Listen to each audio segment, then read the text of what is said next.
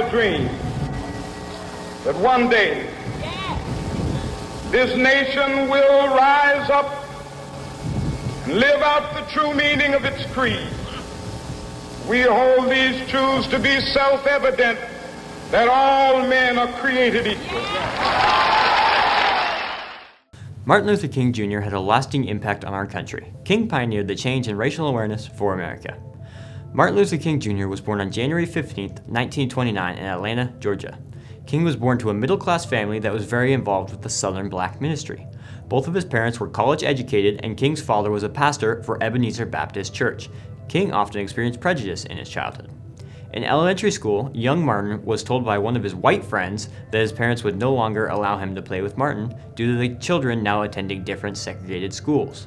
When King was 12, his grandmother passed away due to a heart attack. This deeply affected King due to his close connection to his grandmother. King attempted suicide by jumping from a building's second-story window. In 1944, King entered Morehouse College under a special wartime program that admitted promising students like King.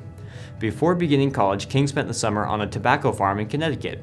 He realized that the racial divide in the North was much different from the South, where he lived. While in college, King mainly studied medicine and law. His father urged him to enter the ministry, so during his senior year, he did. After college, King spent 3 years at Crozer Theological Seminary, where he learned about Gandhi's philosophy of nonviolence.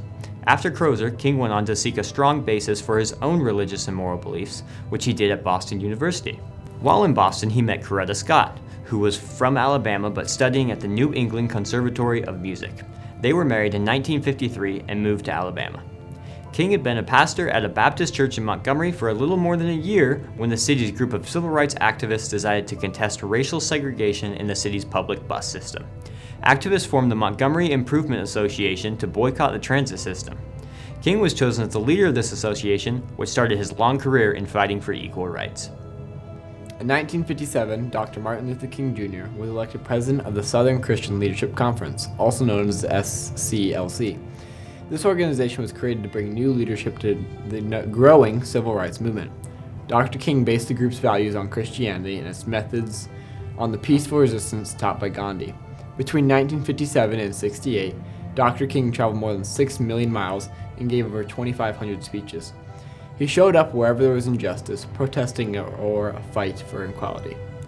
During this time, he also wrote 5 books and many powerful articles that challenged America to live up to its ideals. One of his most important actions was leading the massive protests in Birmingham, Alabama. The movement gained worldwide attention and inspired his famous Letter from Birmingham Jail, which became a powerful statement for civil rights. Dr. King helped organize voter registration drives in Alabama and led the peaceful March on Washington in 1963. There he stood before 250,000 people and delivered his legendary speech, "I Have a Dream." He met with President John F. Kennedy and later supported President Lyndon B. Johnson in the fight for civil rights legislation. Because of his activism, Dr. King was arrested more than 20 times and was attacked on several occasions. Still, he never stopped fighting peacefully. He received 5 honorary degrees, was named Times Magazine Man of the Year in 1963, and became not only a leader for African Americans, but a symbol for justice recognized around the world. Rosa Parks was born on February 4, 1913, in Tuskegee, Alabama. She grew up in the segregated South where racial discrimination and violence were a daily reality. From a young age, Rosa Parks was frequently confronted with injustice simply because of the color of her skin. Her education was interrupted when she was forced to withdraw from the school after her grandma became ill. Despite these challenges, Parks remained determined to stand up for herself and others. Her personal experience with discrimination, including other physical harassments, deeply shaped her commitment to justice and equality. Rosa Parks became an active in the civil rights movement and worked with many social justice organizations. She was eventually elected secretary of the Montgomery chapter of National Association for the Advancement of Colored People, also known as the NAACP. In this role, she helped organize efforts to fight racial injustice and support African Americans who had been treated unfairly. In 1955, Rosa Parks boarded a bus in Montgomery, Alabama. Fueled by years of discrimination and injustice, her actions on the bus became a powerful symbol of resistance and sparked the Montgomery bus boycott. The moment helped ignite a large movement for the civil rights across the nation. Throughout 1956, Parks traveled throughout the country raising awareness and funds for the civil rights movement. She continued her activism by protesting housing segregation, participating in Durant's Great March for Freedom, and attending the heroic March on Washington in August 1963. Rosa Parks' courage and determination helped change the course of American history. She showed the world that standing up for what is right, even in small amounts, can lead to a powerful change. All right, we're here with Logan Chadwick. Logan, what do you think of when I mentioned Martin Luther King? Liberation. I think of his I Have a Dream speech and his fight against injustice and for equality. I probably think of the importance of speaking up for yourself and one's others. All right, Chucks. Do you believe Martin Luther King's fight against injustice would be different in today's society with the advancements in social media and news? Yeah, I feel like a lot more people would pick on it a lot faster, and I feel like the social justice movement and the civil rights movement would have happened a lot quicker if it was happening in today's modern era.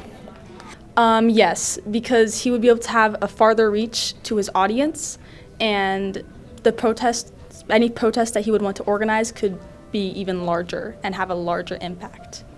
Martin Luther King was always nonviolent in his protests, correct? Why do you think his nonviolence led to him being such an influential part of change? People couldn't use it against him. The fact that if he was violent, it would have been an issue for him as a speaker and as a figure. Okay, thank you. Because of King's protest, President Johnson passed a law that stated that no state could limit voting rights for citizens. How do you think this helped minorities get equal representation? Voting was something that every citizen wanted when we became a free country, and we became the United States of America. So allowing everybody to vote, not just white men, not just white men and women, it gave more people voices and let them be represented at a higher level. Like, if you wanted something with violence, a lot of people are going to think that what you want isn't really like you're like overreacting for what you want. And what Martin Luther King did was really smart in the sense that he wasn't going to fight with violence, but show his stance on what was important through peaceful gestures, and that eventually showed who was in the right and who was in the wrong. What are some simple ways you can treat each other with respect? I mean, just be nice to each other. Try not to be rude unless given a reason to, and also try to treat everyone, the way you treat yourself and the way you treat others. How do you see Martin Luther King Jr.'s vision of equality today? The vision I see of his today is I think we still need to work on it. We see, I believe, many examples of it not going through for everybody, whether it's gender, race, cultural, and I think working on it together would be very helpful. Because of King's protest, President Johnson passed a law stating no state could limit voting rights of citizens. How do you think this helped minorities get equal representation? I think with that one, it's going to be important that they have that opportunity to vote for someone who does represent them. I know in the past it's been a lot of white males, and now we've seen more females and more people of color in the office. So that should be very helpful, and I see it as a benefit to everybody of color to have that opportunity. Okay, thank you. You bet.